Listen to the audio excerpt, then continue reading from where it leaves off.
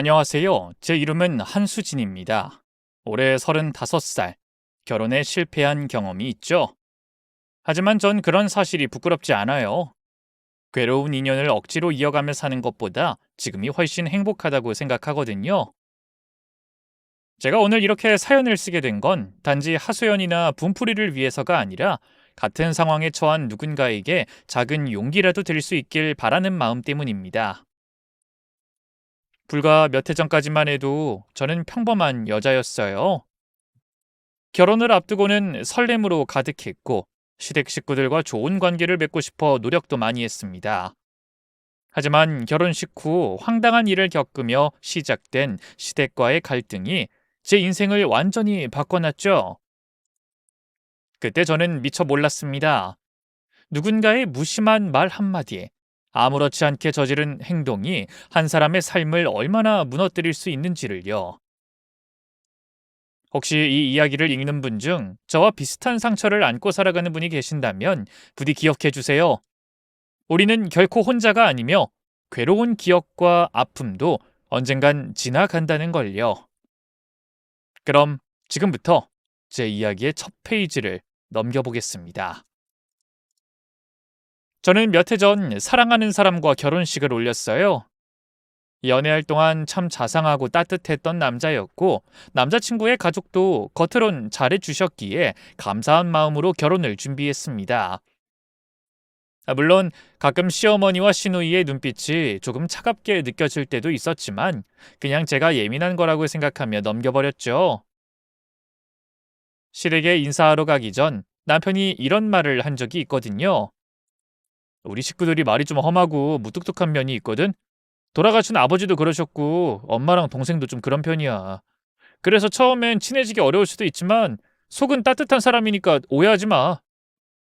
알았어. 걱정하지 마. 어차피 내가 자기하고 결혼하는 거지 식구들하고 하는 건 아니잖아. 난 자기가 잘해주는 것만으로 만족해. 그때는 제가 남편을 많이 좋아할 때라 그런 일은 크게 신경 쓰지 못했죠. 그렇게 결혼식을 준비하고 드디어 예식 당일이 찾아왔습니다. 사랑하는 사람과 가족이 된다는 건 참 꿈 같은 일이었네요. 양가 가족과 친지, 친구들이 모여 축하해주고 저희 둘을 향한 축복이 가득한 하루였죠. 그렇게 피로연까지 무사히 마치고 신혼여행에서 돌아와 친정에 들렸어요. 그리고 친정엄마가 정성껏 준비해주신 이바지 음식을 들고 시댁으로 향했습니다. 한데 시어머니가 이바지 음식을 보며 마뜩찮은 표정으로 이렇게 말씀하셨죠. 아니 요즘 누가 이렇게 기름진 음식을 먹는다고? 전을 많이도 하셨구나. 뭐 아무튼 잘 먹겠다고 전해드려라. 아, 네. 그때부터 전 기분이 좋지 않았지만 시댁에 온 첫날부터 시어머니와 얼굴 붉힐 수 없어 그냥 넘어갔습니다. 그런데 제가 신혼여행에서 사온 선물을 내놓자 시어머니뿐 아니라 시누이의 불만까지 터져나왔네요. 아가씨, 이거 아가씨한테 필요할 것 같아서 샀어요. 동남아에선 딱히 살 게 없어서 화장품이 나을 것 같더라고요. 저는 신혼여행 기념 선물로 면세점에서 사온 화장품을 내밀며 시누이에게 말했습니다. 시누이는 남편보다 3살 어린데 마땅히 하는 일도 없이 나이가 30이 넘도록 부모님에게 얹혀 살고 있었어요. 그런데 제가 내민 선물을 보자 시누이는 입을 삐죽이며 싫은 티를 내더군요. 어머, 신혼여행까지 다녀오면서 고작 화장품이나 사온 거예요? 진짜 너무하네. 언니 혼수도 제대로 안 해오더니 어떻게 하나밖에 없는 시누이 선물을 이렇게 대충 사와요? 너무 개념 없는 거 아니에요? 네? 아니 제가 이런 게 처음이라 아가씨가 뭘 좋아할지 잘 모르겠더라고요. 하! 누군 신혼여행 여러 번 해요? 이건 시댁을 무시하지 않고는 할 수 없는 행동이라고요. 언니는 친정에서 이런 기본적인 예의도 안 배웠어요? 시누이는 신혼여행 선물 하나로 기분이 상해 제 앞에서 가정교육까지 들먹이며 화를 냈습니다. 그러자 그 모습을 본 시어머니도 혀를 끌끌 차며 한마디 하셨죠.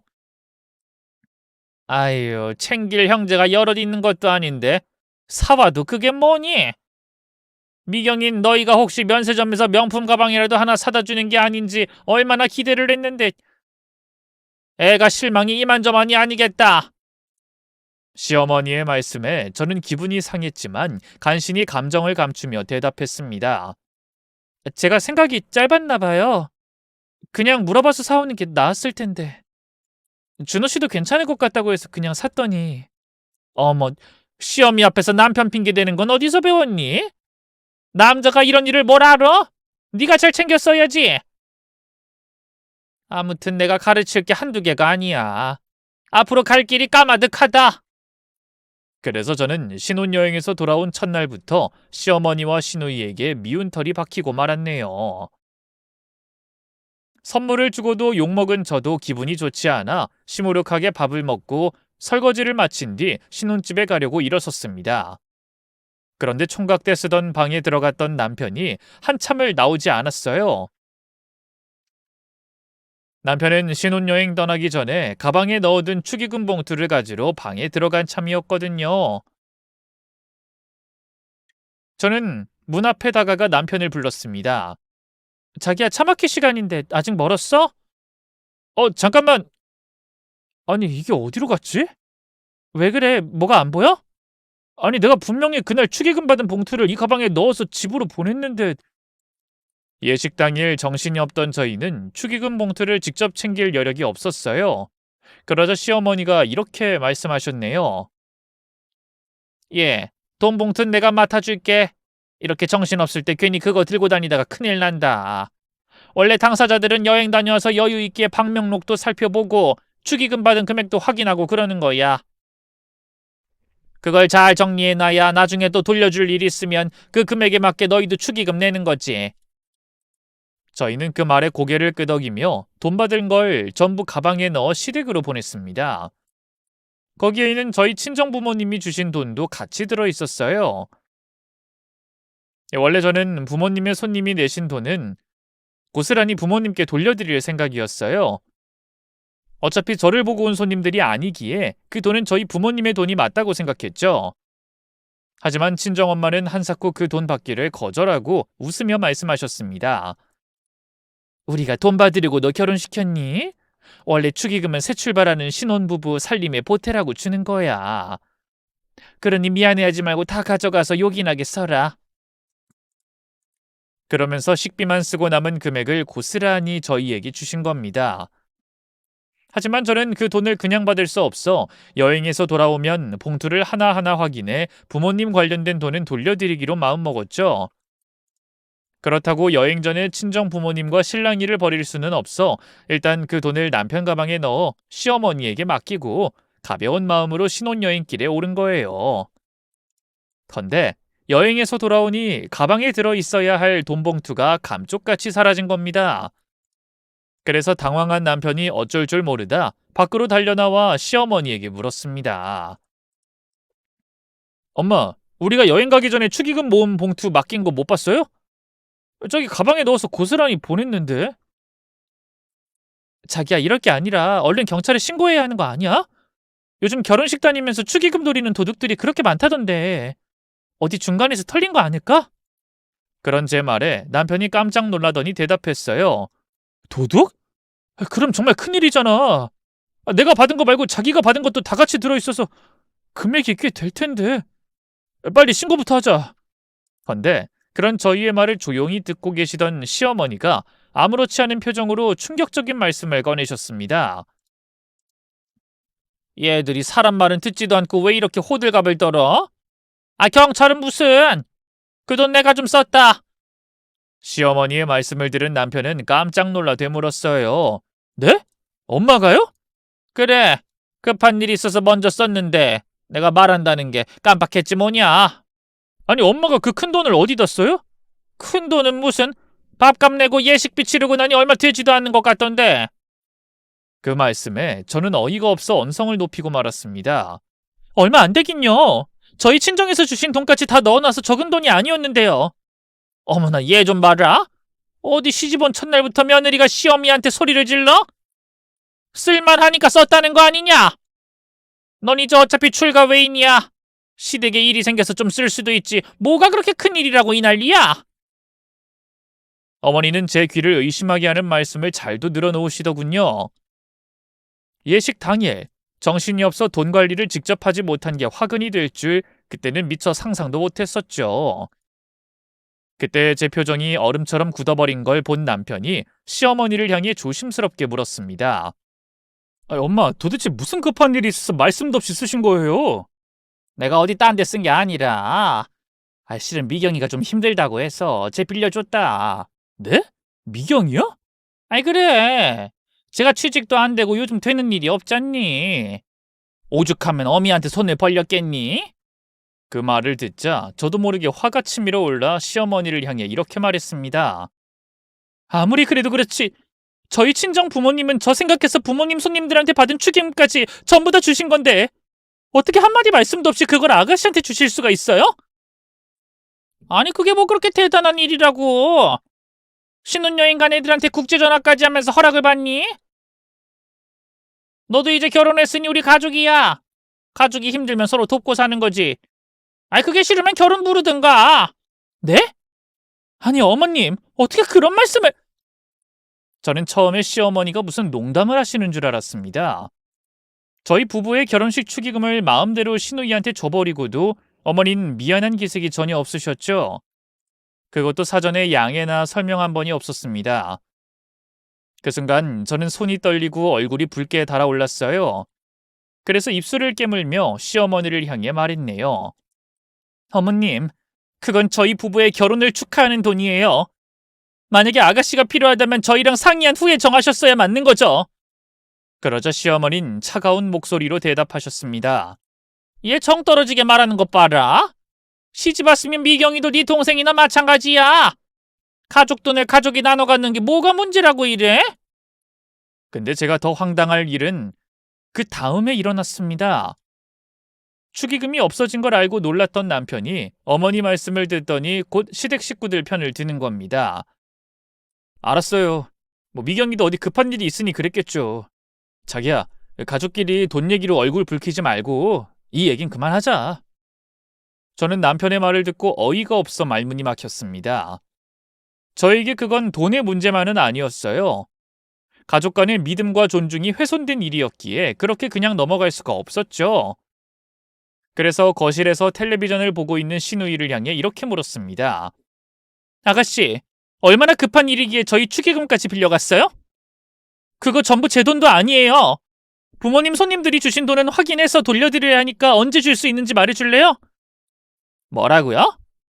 그날 들으니까 사돈 어른들은 그거 필요 없다고 하시는 것 같던데 왜 언니만 고집을 부려요? 아무리 부모님이 그러셔도 전 생각이 달라요.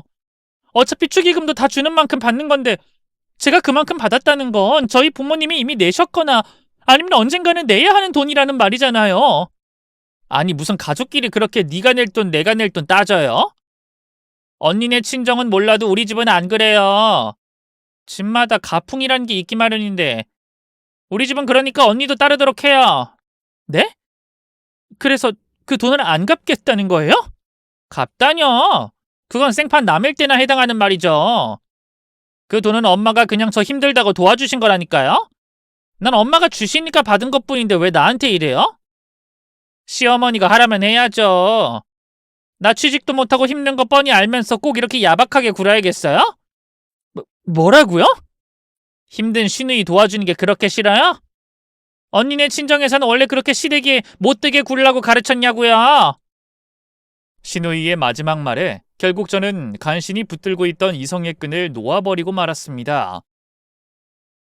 사실 좋아하는 남자 앞에서 최대한 얌전한 척 본성을 숨기고 있었지만 저도 사실 학창시절엔 한성질 하는 걸로 유명한 사람이었어요. 그런데 선물에 이어 자기가 잘못한 일에서도 적반하장으로 친정 운운하는 시누이의 말을 듣는 순간 감정이 북받쳐 그만 시누이의 머리채를 잡고 말았어요. 이미 이성은 무너져 있었고 억울함과 배신감만이 제 몸을 움직이고 있었죠.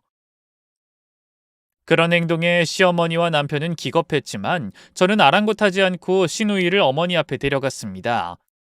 그러자 시누이가 악을 쓰며 이렇게 말하더군요. 언니 지금 이게 뭐 하는 거예요? 어떻게 시누이 머리채를 잡냐고요? 이거 못 나요?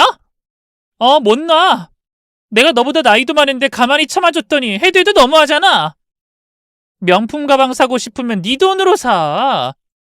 어디 선물 사온 사람 앞에 대고 짜증이야. 거기다 우리 부모님이 받은 축의금까지 몽땅 가져가 놓고 뭐라고? 야박해? 나 당장 너 절도범으로 신고할 거야. 그러자 시어머니도 경악하며 소리쳤습니다. 아니 지금 이게 뭐 하는 거야? 이거 완전 깡패 아니야? 어디서 감히 시어머니 앞에서 정신 차리지 못해? 어머니 앞이니까 이 정도인 거예요. 아가씨는 저렇게 버릇없이 굴다가 저랑 밖에서 만났으면 뼈도 못 추렸을 거라고요. 뭐야? 아니 우리 집에 어쩌다 저런 물건이 들어온 거야? 준호 넌 뭘 그렇게 보고만 서 있어? 얼른 저 화상 말리지 못해? 하지만 남편은 제 기세에 눌려 얼음처럼 굳어있을 뿐 아무 말도 하지 못했습니다. 그때 시누이가 울먹이며 시어머니를 향해 외쳤어요. 엄마 왜 그러고 있어? 빨리 사실대로 말해. 다 엄마가 시킨 거잖아. 난 오빠랑 언니한테 물어보자고 했는데 엄마가 괜찮다면서. 이러다 나 기절할 것 같아. 그렇게 잡힌 머리채를 빼내려고 안간힘을 쓰며 자기 엄마를 원망했네요. 그러자 제 눈에서 살기를 읽었는지 시어머니가 10초 만에 갑자기 태도를 바꿔 울음 섞인 목소리로 무릎을 꿇고 이렇게 말했습니다. 아가 미안하다. 내가 잘못했다. 너한테 말 안 하고 그렇게 하면 안 되는 거였는데 정말 미안하다. 그러니 이성을 찾어. 가족끼리 절도라니 무슨 그런 무서운 말을 하니. 하지만 그 사과는 진심이 아니었습니다. 그저 위기를 모면하기 위한 악어의 눈물이었죠. 그런데 남편은 자기 엄마의 연기에 깜빡 속았는지 저를 보며 언성을 높이더군요. 수진아 그만해. 아무리 화가 났어도 어떻게 시어머니가 무릎을 꿇게 해. 너 원래 이런 애였어? 저는 그 순간 느꼈습니다. 그 집안에서 제가 믿을 사람은 아무도 없다는 걸요. 남편조차 제 편이 아니라는 걸 말입니다. 그래서 더욱 목소리에 힘을 주어 말했습니다. 그럼 언제 어떻게 제 돈 돌려주실 건지 그것부터 말씀하세요. 대충 넘어가려고 하면 저 절대 가만히 안 있을 거예요. 알았다. 내가 어떻게든 갚으마. 되도록 빨리. 그래, 2달만. 딱 2달만 시간을 다오. 그럼 어떻게 해서든 다 돌려준다니까. 그런 대답을 들었지만 솔직히 믿음이 가진 않았습니다. 그래서 맘 같아선 밤새도록 시누이의 머리채를 잡아 흔들고 싶었어요. 하지만 그쯤이면 제가 우스운 사람이 아니라는 걸 보여준 것 같아 조용히 잡았던 손을 풀었습니다. 그러자 시어머니는 자기 딸에게 달려가 머리를 쓰다듬으며 호들갑을 떨더군요. 이리 좀 봐라. 괜찮은 거야? 아휴, 이 머리 한 움큼 빠진 거 봐라. 시집도 안 가네 머리에 땜빵 생기는 거 아니니? 엄마 나 청심환 좀 줘. 너무 놀라서 숨이 안 쉬어지는 것 같아. 뭐? 아이고 이를 어째. 이러다 혈압 올라서 쓰러지는 거 아니니? 저는 그런 두 사람의 얘기를 듣고 콧방귀를 뀌면서 말했습니다. 머리 좀 잡혔다고 큰일 나지 않아요. 그보다 약속하셨던 거나 지키세요. 저 오래 기다리지 않을 거예요. 딱 2달입니다. 그런 제 말에 시누이가 눈물로 엉망이 된 얼굴로 절 노려보며 대답했어요. 알았다고 하잖아요. 언니 혹시 운동했어요? 소나기 힘이 왜 이렇게 세요? 말투도 꼭 사채업자들이 이자내라고 할 때 말투 같아요. 언니 회사 다니는 거 아니라 어디서 돈놀이 하는 거 아니에요? 저는 입만 살아서 나불대는 시누이를 노려보며 말했습니다. 아가씨, 내가 한 번 잡았던 머리채 2번 못 잡을 것 같아요? 그러면서 팔 걷어붙이는 신용을 하자 기겁하며 자기 엄마 뒤로 숨었어요. 두 사람은 아직도 두려움에 떨면서도 여전히 눈으론 절 노려보더군요. 그렇게 그날의 사건은 일단락됐습니다. 하지만 순탄할 줄만 알았던 제 결혼 생활엔 이미 균열이 시작되고 있었죠. 그날 집에 돌아오며 저와 남편은 서로 한마디도 나누지 않았어요. 남편은 제가 돈 때문에 자기 동생을 함부로 대했다고 생각하는 것 같았지만 저는 저대로 분이 풀리지 않았습니다. 시누이와 어머니의 눈빛엔 어떤 반성도 미안함도 담겨 있지 않았거든요. 오히려 억울하다는 감정만 가득한 듯 보였죠. 결국 침묵을 참지 못한 제가 먼저 입을 열었습니다. 어머님이 사과하셨지만 난 전혀 진심이 느껴지지 않았어. 그런 제 말에 남편은 한숨을 쉬며 이렇게 말했습니다. 시누이 머리채를 잡고 시어머니 사과까지 받았으면 이제 그만 잊으면 안 될까? 우리 결혼했잖아. 이미 엎질러진 물 때문에 문제 일으키지 말고 앞으로 잘 살 생각을 해야지. 저는 순간 서운함과 분노가 치밀었습니다. 하지만 더는 남편과 말씨름하고 싶지 않아 그냥 조용히 입을 닫아버렸네요. 그러면서 마음의 문도 함께 닫히는 듯 했습니다. 그런데 며칠 후 시어머니가 손에 장바구니를 들고 신혼집에 찾아와 제 눈치를 살살 보며 이렇게 말씀하시더군요. 맞벌이 하느라 힘들지?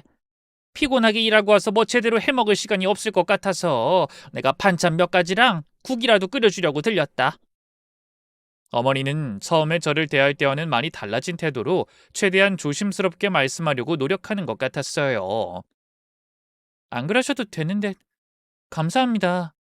그래, 그 며칠 전에 있었던 일은 가족이 되려고 겪은 사소한 갈등이라고 생각하자. 미경이가 철이 좀 없어서 그렇지 마음이 악한 애는 아니야. 사실 그 돈 미경이 사채 갚는 데 썼다. 네? 사채라뇨? 아가씨가 사채를 썼어요? 그래. 걔가 운이 참 없는 애야. 공무원 준비한다고 3년이나 공을 들였는데 몇 문제 차이로 계속 떨어지더라. 그때부터 애가 자신감이 바닥을 치더니 온종일 집구석에서 틀어박혀서 아무도 안 만나고 우울하게 지내더라고. 그래서 제발 어디라도 나가길 바랬는데 얼마 전에 무슨 동호회에서 만난 사람들이랑 잘 어울리는 것 같아서 반가워했지. 근데 그 사람들하고 동업으로 옷가게를 해보겠다고 하는 거야? 옷가게요? 장사 경험도 없이요? 나도 그게 걱정이 되긴 했는데 그중에 장사에 잔뼈가 굵은 사람이 있다고 자신 있다고 하더라고.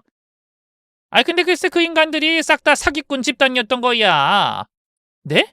사기꾼이요? 그래. 미경이한테 큰 돈 벌 수 있을 것처럼 잔뜩 바람 넣어놓곤 각자 똑같은 금액을 투자하자고 했다더라. 근데 미경이가 돈이 없다고 하니까 사채업자까지 소개해주면서 3천만 원 빌리게 한 거야. 그래놓고 그 돈을 싹 다 들고 잠수를 타버렸다. 어머나, 그게 정말이에요? 그래. 그러니 어쩌겠니? 사채업자들이 쫓아다니면서 깽판을 치는 바람에 애가 아르바이트도 못하고 밤낮으로 협박하면서 따라다니는 통에 나도 겁이 나서 혼났다. 그 인간들 얼마나 무서운지 너도 대충은 알지? 네, 뭐 대충은. 그래. 근데 사내 아이도 아니고 시집도 안 간 여자애를 그런 인간들한테 계속 쫓겨다니게 둘 순 없잖니. 그래서 내가 도리가 아닌 줄 알면서도 너무 급해서 그 돈에까지 손을 댄 거야. 근데 왜 그런 얘기를 준호 씨는 전혀 몰랐어요? 준호랑 넌 결혼 준비로 한창 들떠 있는데 차마 그런 얘기를 할 수가 없더라. 그리고 미경이가 창피하다고 말하기도 싫어했고. 네, 뭐 그럴 수도 있겠네요. 제가 얘기에 좀 수긍하는 것 같이 보이자 갑자기 시어머니가 제 손을 덥석 잡으며 애원하는 목소리로 이렇게 말했네요. 너랑 그런 일 있고 나서 미경이도 정신이 좀 든 모양이야. 이제 사채업자한테 쫓겨다닐 일 없으니 본격적으로 취업 준비해보겠다고 하더라. 어머, 그래요? 그럼. 그동안 어딜 가든 그 몹쓸 인간들이 들이닥치는 바람에 제대로 일을 할 수가 없었던 거지. 애가 일하기 싫어서 놀고 먹은 게 아니거든. 요즘은 여기저기 이력서도 넣고 면접도 보러 다니는 것 같으니 조금만 기다려줄 수 없겠니? 기다리라면 얼마나요? 저번엔 2달 달라고 하셨잖아요. 그땐 너무 급해서 그랬는데. 생각해봐라. 1, 200도 아니고 그렇게 큰 돈을 어떻게 2달 만에 갚겠니? 애가 취직해서 조금씩 갚는다고 하니까 천천히 지켜봐 줄 수 없겠어? 저는 결국 시커먼 시어머니의 속내를 그제야 깨달았습니다. 저를 살살 꼬드겨 돈 갚을 날을 좀 연장해 보려고 찾아온 모양이더군요. 그래서 절대 안 된다고 소리치려다가 저도 한 발 양보하기로 했습니다. 어쨌든 시어머니가 전처럼 저한테 함부로 대하는 버릇은 고친 것 같았고 뭐 진심이든 아니든 조심하려고 노력하는 게 보여서 저도 그날만큼 분통이 터지진 않았거든요. 거기다 다른 일도 아니고 사업해보려다가 사기를 당한 거라니까 시누이가 조금은 측은한 생각이 들기도 하더라고요. 그래서 100번 양보해 이렇게 말했죠. 알겠습니다. 일단 아가씨가 그렇게 말했다고 하니까 저도 기다려 볼게요. 제발 빨리 취직이나 했으면 좋겠네요. 그래? 아유, 고맙다. 내가 너 그럴 줄 알았어. 그러더니 콧노래를 부르며 주방에서 이것저것 요리를 만드시더군요. 저는 한숨을 쉬며 그 모습을 지켜보다 팔을 걷어붙이고 어머니를 도와 같이 저녁을 준비했습니다. 그런데 그날 퇴근에 들어온 남편이 오랜만에 밝은 얼굴로 절 바라보더니 웃으며 말했네요. 아까 엄마랑 통화했어. 미경이 취업할 때까지 기다려준다고 했다며? 고마워. 솔직히 그동안 자기랑 우리 식구들 사이가 안 좋으니까 진짜 살맛 안 나더라. 우리 지금 신혼인데 이렇게 냉기 흐르게 사는 것도 재미없었어. 하지만 그런 남편의 말에도 저는 별말하지 않고 묵묵히 듣고만 있었습니다. 그러자 남편이 제 표정을 살피며 계속 말을 이어갔죠. 나도 속 좁게 굴어서 미안해. 솔직히 아버지 돌아가시고 우리 셋이 정말 힘들게 살았거든. 그래서 나한텐 엄마랑 미경이가 좀 특별해. 근데 자기가 갑자기 너무 무섭게 나오니까 매정한 것 같아서 섭섭하더라고. 근데 자기가 이해해주기로 했다니까 너무 고마워. 내가 무조건 기다려주기로 한 건 아니야.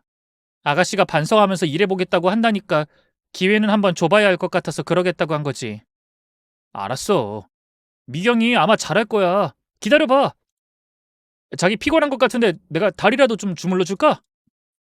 그러더니 콧노래까지 부르더군요. 저는 단박에 태도를 바꾸는 남편과 시어머니가 참 닮았다는 생각이 들었습니다. 저는 아무리 그러려고 해도 쉽지가 않은데 누가 모자 아니랄까봐. 두 사람은 참 감정을 손바닥 뒤집듯 잘도 뒤집더군요. 그런 두 사람의 행동이 다 마음에 드는 건 아니었지만 저도 결혼까지 한 마당에 조금은 양보해야겠다고 생각했네요. 그래서 그날의 일은 더 이상 문제 삼지 않고 조용히 신우이의 취업을 기다려주기로 했습니다.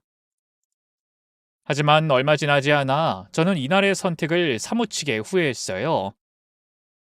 은혜는 아무한테나 베푸는 게 아니라는 걸 깨닫는 일이 발생했거든요.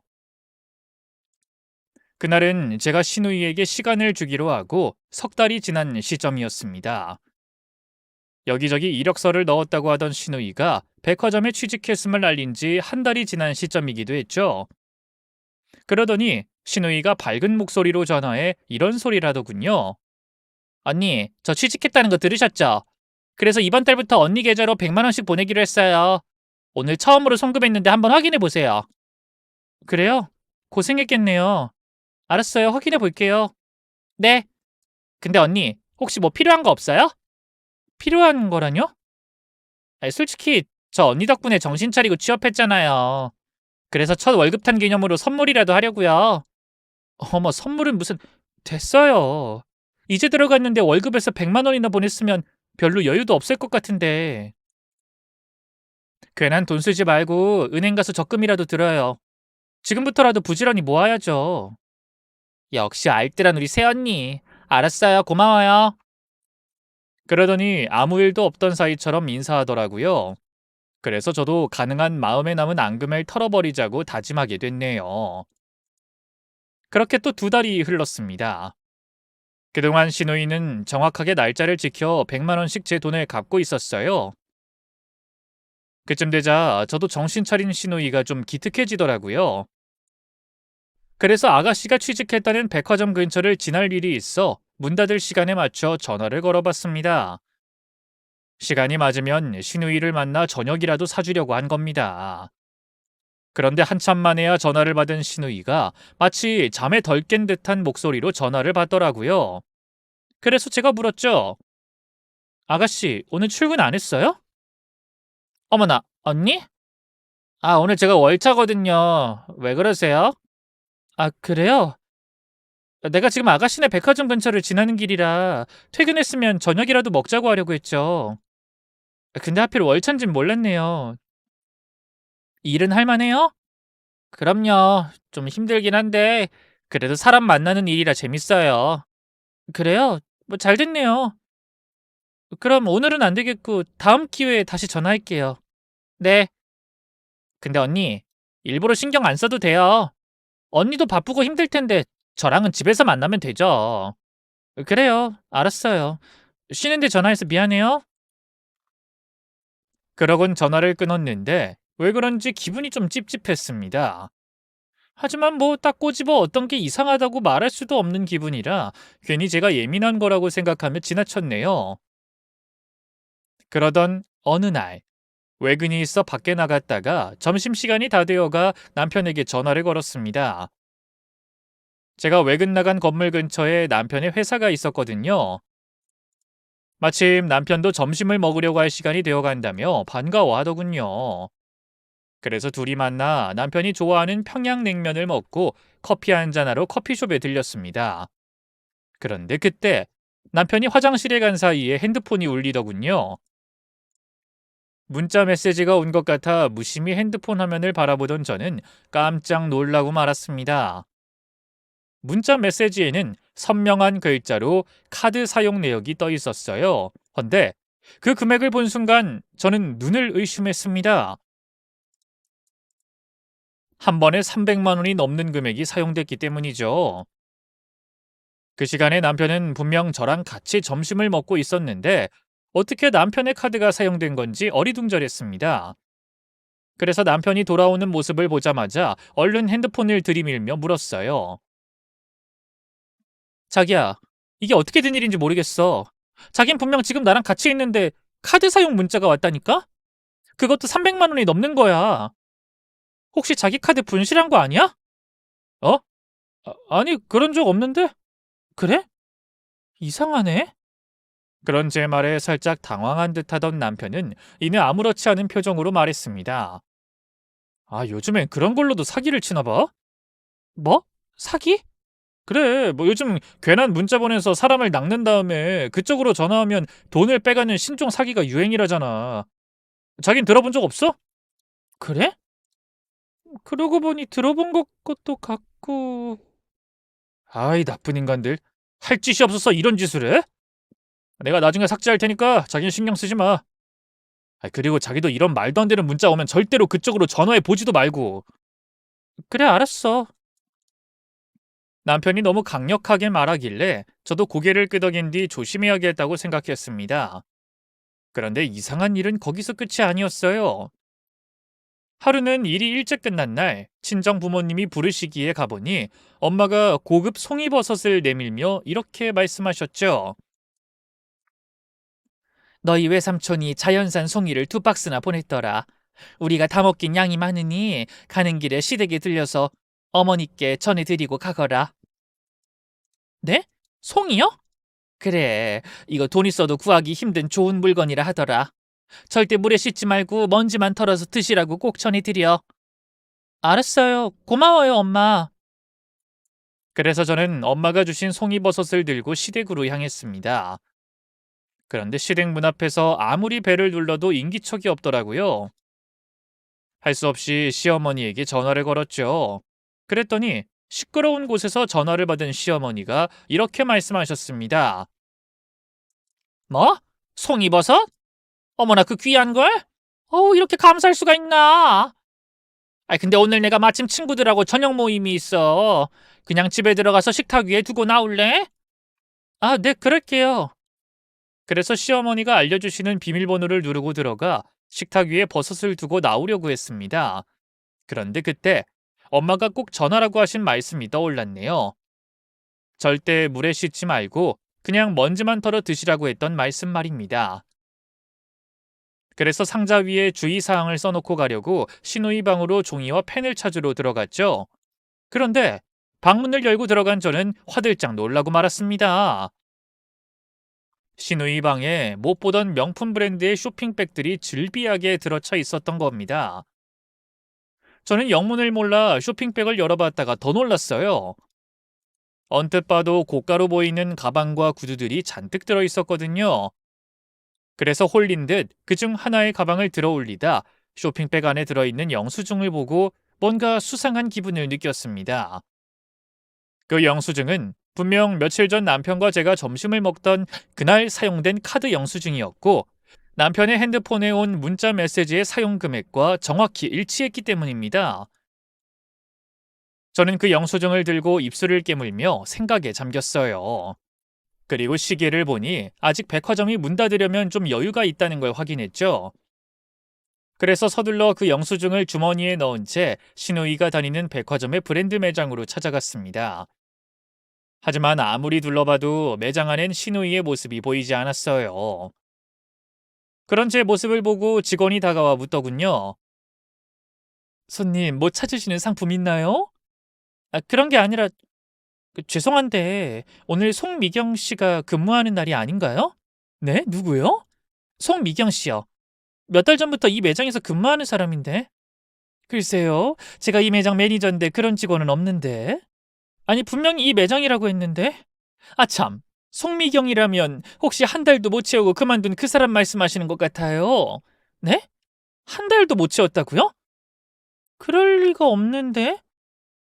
잠시만요. 혹시 이 사람 맞나요? 그러면서 저는 핸드폰에 저장돼 있던 제 결혼식 사진을 보여줬습니다.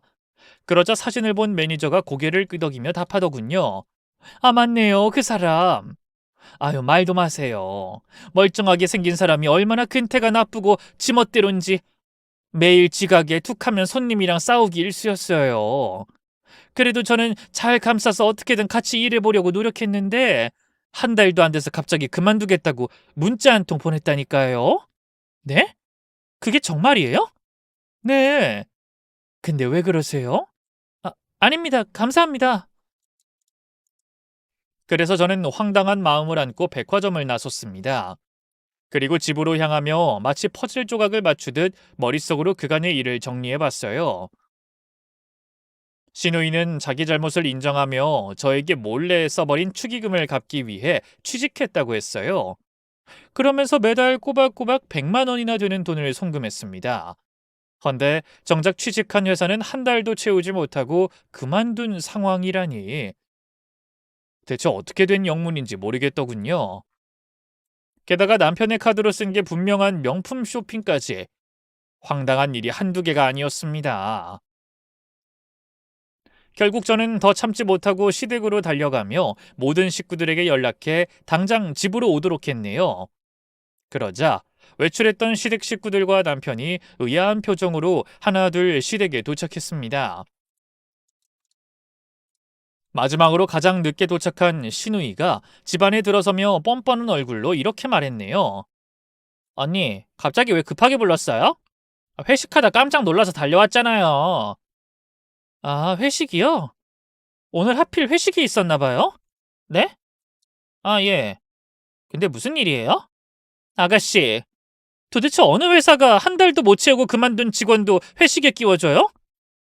그 회사 정말 좋은 회사네요? 그런 제 말에 신우이는 눈을 동그랗게 뜨더니 어쩔 줄 몰라 하며 더듬거렸네요. 그만두다뇨? 그게 무슨 말씀이세요? 그걸 왜 나한테 물어요? 아가씨가 그만둔 회사인데. 그리고 방에 저 명품은 다 뭐예요? 백수가 된 지 몇 달이 된 아가씨가, 아니, 제대로 직장 생활 한 달을 채우지도 못한 아가씨가 무슨 돈이 있어서 저런 명품을 사들인 거냐고요? 아, 그건 선물 받은 거예요. 저 취직했다고 친구들이 선물을. 아가씨! 도대체 언제까지 거짓말할 거예요? 제가 눈을 부릅뜨고 윽박지르자 신우이는 갑자기 덜덜 떨며 시어머니 뒤로 숨더군요. 그러더니 기어 들어가는 목소리로 이렇게 말했어요. 엄마, 새언니 눈빛 이상해. 또 그날처럼 내 머리채 잡는 거 아니야? 엄마가 어떻게 좀 해봐. 어머니 뒤에 숨지 말고 당장 나와서 아가씨 입으로 직접 말해봐요. 어서요. 언니, 제발 무섭게 이러지 말아요. 신우이가 제 서슬퍼런 눈빛을 보고 덜덜 떨자 곁에서 가만히 지켜보고 있던 남편이 갑자기 저를 향해 고함을 질렀습니다. 당신 또 왜 이러는 거야? 왜 내 동생을 그렇게 못 잡아먹어서 안달이야? 그래. 애가 마음 잡고 일해보려고 했는데 도저히 진상 손님들 때문에 힘들어서 못해 먹겠다고 해서 내가 그만두라고 했어. 됐어? 뭐라고? 그걸 지금 말이라고 하는 거야? 그럼 그동안 축의금 갚는다고 나한테 보낸 돈은 어디서 난 거야? 설마 당신이 대신 보낸 거야? 그래. 동생이 내 마누라 무섭다고 걱정하길래 내가 몰래 갚아주고 있었어. 오빠가 돼서 그 정도도 못해? 뭐? 그래서 나 몰래 카드까지 빌려주고 몇백 긁는 것도 다 눈 감아줬니? 그게 뭐 어때서? 내가 네 돈 빌려준 거 아니잖아. 엄연히 내가 벌어서 내 동생 빌려준 건데 그게 뭐 어떻다고 이 난리야? 뭐가 어쩌고 어째? 온 식구가 똘똘 뭉쳐서 나만 바보를 만들어 놓고 그런 말이 나와? 그러자 그때까지 조용히 입 다물고 있던 시어머니까지 나서더군요. 아이 준호가 오죽하면 그랬겠니? 마누라 성깔이 보통이 아니니 애가 중간에서 얼마나 힘들었겠니? 하나뿐인 동생은 불쌍하고 마누란 돈 갚으라고 머리채까지 잡으면서 애를 궁지에 몰고 그러니 몰래 그런 일까지 벌인 거 아니냐고. 아가씨가 불쌍해요? 저 나이 먹도록 정신 못 차리고 사고만 쳐대면서 오빠 등골 빼먹고 사는 게 뭐가 불쌍해요? 세상에 쉬운 일이 어딨어요. 성인이 사고를 쳤으면 책임을 져야지. 언제까지 엄마랑 오빠 등에 빨대 꽂고 살 거냐고요? 그러자 남편이 절 노려보며 소리쳤습니다. 아 제발 애 좀 그만 잡아. 빨대를 꽂아도 내 등에 꽂아. 누가 당신한테 내 동생 인생 책임지라고 했어? 너 나랑 결혼했어. 부부가 공동 운명체지. 어떻게 그렇게 너 혼자만 생각할 수가 있니? 그럴 거면 평생 불쌍한 네 동생이랑 엄마 뒤치다꺼리나 하고 살지. 결혼은 왜 한 거냐고? 그래놓고 뻔뻔하게 뭐? 사기 문자? 도대체 사람을 얼마나 속이려고 한 거야? 제발 그렇게 따지지 좀 마. 내 딴엔 당신 신경 쓰지 않도록 해결해 보려고 한 거라고. 해결? 그래서 뭐 이번 일만 대충 넘어가면 다 해결이 될 것 같았어? 저렇게 몇백씩 펑펑 써대는 카드값은 어떻게 감당할 건데? 미경이가 평생 저렇게 살 것 같아? 지금은 일이 안 풀리니까 지 나름대로 스트레스 푸느라고 그런 거야. 나중에 자리 잡으면 다 괜찮아질 거라고. 웃기지 마. 사람은 고쳐 쓰는 거 아니라는 말도 몰라? 신혼여행 다녀와서 아닌 거 알았을 때 진짜 끝냈어야 되는 건데. 이런 말도 안 되는 집구석에서 계속 붙어 살아보려고 생각한 내가 미친 인간이었어. 긴 말 필요 없으니 당장 이혼하고 나한테서 가져간 돈이나 갚아. 아니면 그렇게 눈물 나는 이 동생 차가운 깜빵에서 피눈물 흘리게 해줄 테니까. 그러면서 실행문을 박차고 나와 바로 집으로 갔어요. 그리고 남편의 짐을 모두 챙겨 여행 가방에 넣은 뒤 문 밖에 내놓고 현관 비밀번호를 바꿔버렸습니다. 그러자 득달같이 쫓아온 남편이 문을 발로 차며 고성을 지르더군요. 하지만 제가 나가지 않자 여기저기서 민원이 들어왔는지 경비실에서 남편을 데려갔습니다. 실은 저희가 신혼살림을 꾸린 그 집은 저희 부모님이 마련해 주신 제 명의로 된 집이었어요. 그래서 남편에겐 아무런 권한이 없었죠. 게다가 신혼여행에서 돌아왔을 때 충격적인 상황을 마주한 저는 혼인신고를 하는 게 영 내키지 않아 차일피일 미루고 있었네요.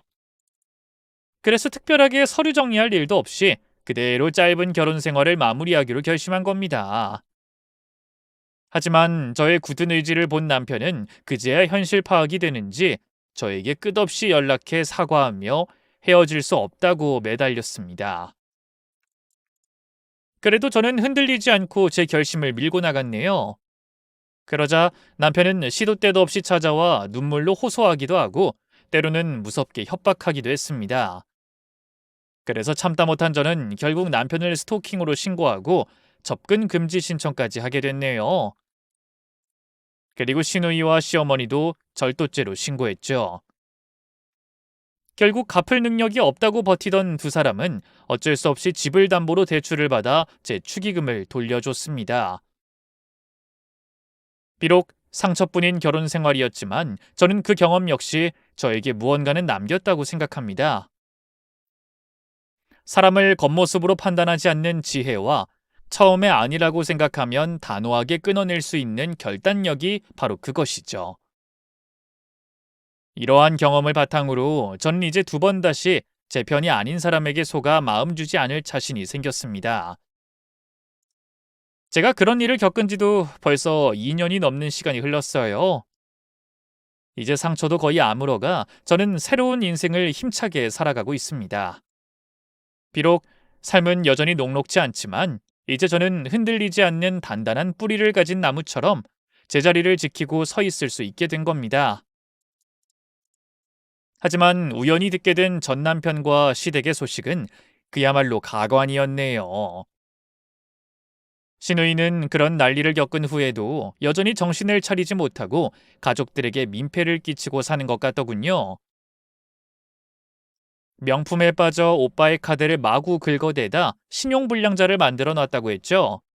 그런데 그것도 모자라 음주운전까지 해서 합의금을 물어주느라 하나 남은 집까지 팔아야 했답니다. 결국 세 사람은 방 두 칸짜리 월세로 밀려나 좁은 집에서 지지고 볶으며 서로를 탓하며 산다고 합니다. 그 이야기를 들으며 저는 착잡한 마음이 들었습니다. 인간은 쉽게 변하지 않는다는 것, 그리고 진심 어린 반성이 없는 삶에는 반드시 같은 고통이 반복된다는 사실도 다시금 실감했죠. 그리고 부디 그들이 자신을 되돌아볼 기회를 얻게 되었기를, 비록 뼈아픈 방식일지라도 그 시간을 통해 반드시 무언가 깨달음이 남았기를 조용히 바라봅니다.